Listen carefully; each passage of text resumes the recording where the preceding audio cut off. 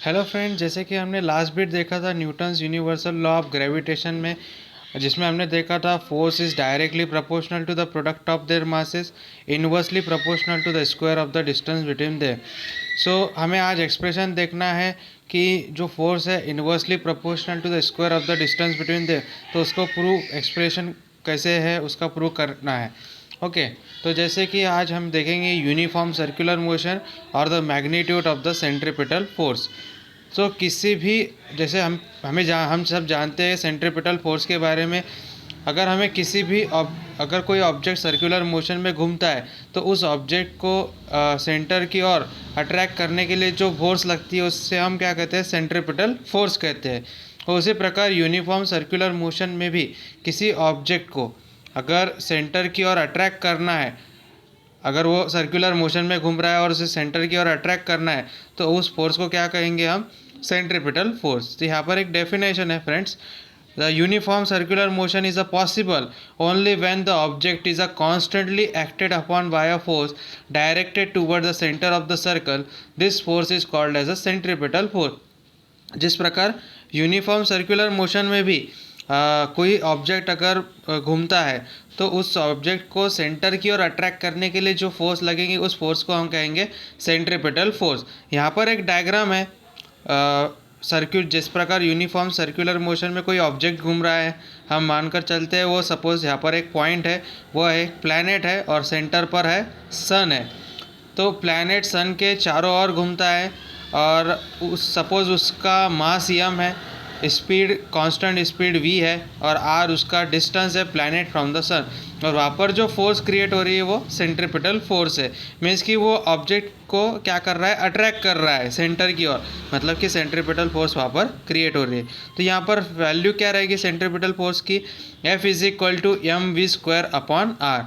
यहाँ पर यम क्या आएगा, उसका mass of the planet, v क्या रहेगा, कांस्टेंट स्पीड, r क्या रहेगा, distance of the planet from the sun. So, the speed of the planet can be expressed in the terms of period of revolution t। जो time रहेगा उसका period रहेगा उसको हम कैपिटल टी से denote करेंगे। अब यहाँ पर डिस्टेंस क्या रहेगा, सपोज वह प्लैनेट 1 रिवॉल्यूशन कंप्लीट करता है तो the distance travel by a planet in a 1 revolution is equal to the perimeter of orbit 2 pi r. Distance planet अगर 1 रिवॉल्यूशन करता है तो वहाँ पर उसका डिस्टेंस जो रहेगा उसका पेरीमीटर रहेगा, सर्कल का पेरीमीटर। सर्कल का पेरीमीटर क्या रहता है, 2 पाई आर। अब हमें जनरली पता है फार्मूला, स्पीड का फार्मूला पता है, स्पीड को हम डिनोट करते हैं v से। Speed v is equal to distance upon time. यहाँ पर डिस्टेंस क्या है, perimeter of that orbit, that means 2 pi r upon capital T. अब हमें पता है formula F is equal to M we square upon R. तो M V square upon R, M as it is रखते हैं, V की value हमारे पास है 2 pi r upon capital T bracket square upon are. और इसको हम सिंप्लीफाई करते हैं, यम एज इट इज़ रखते हैं, 2 पाई क्या हो गया 4 पाई स्क्वायर, आर का क्या हो जाएगा r square upon T square upon are.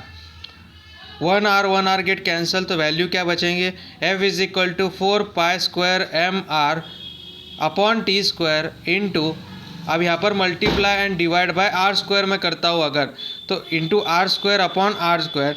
फिर से उसको सिंप्लीफाई करूँगा, 4 pi square m upon are square को इधर ले लिया हूँ मैंने, और यहाँ पर जो आर इंटू आर स्क्वायर था उसको r cube upon T square को कॉमन टर्म लेकर उसको अलग रखा हूँ। तो यहाँ पर इसलिए किया हो क्योंकि आर हमें पता है T square upon R cube is equal to constant है, क्योंकि केप्लर्स का थर्ड लॉ बोलता है the square of period of revolution around the sun is directly proportional to the cube of the mean distance of the planet from the sun. इसके लिए मैंने R cube upon T square को common लिया हूँ।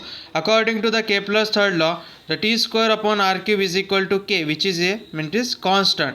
अब यहाँ पर क्या क्या बचा है, F is equal to 4 M pi square upon are square into K, but 4 M pi square upon K is equal to constant, क्योंकि 4 एक वैल्यू है वो कांस्टेंट रहेंगी, यम मास ऑफ प्लैनेट है वो कांस्टेंट रहेगा, पाई कांस्टेंट रहेगा, के कांस्टेंट रहेगा। So F is inversely proportional to what, 1 upon are square, means force is inversely proportional to the square of the distance between them. तो ये जो है हम पता कर चुके हैं कि जो फोर्स है inversely proportional to r square रहता है, उसका एक्सप्रेशन है ये। तो यह था यूनिफॉर्म सर्कुलर मोशन। अगर आपको यह वीडियो अच्छा लगा होगा तो प्लीज़ लाइक सब्सक्राइब करें। थैंक्स।